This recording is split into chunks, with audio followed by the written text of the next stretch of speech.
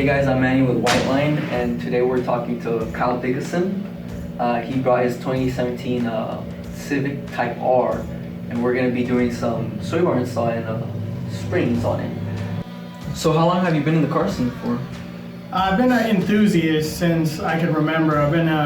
My dad's a mechanic, so growing up around cars, I just loved being around them, and as soon as I could, I started wrenching myself. So I've been in the car scene now, building my own, probably about 6 years. Nice. How do you like the Civic so far? I love it. It's excellent chassis. The FK8 is top of the line for Honda, you know what I mean? It's Honda's halo car.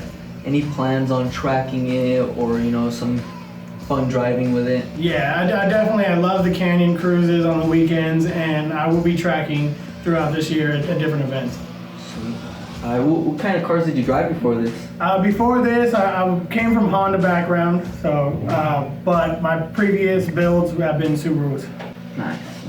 STI, WRX? The 2011 Subaru STI. Did you have any Whiteline product on that? I had almost every Whiteline product available. Sway bars, end links, anti-lift kit, you name it, bushings, all the bushings. Huh.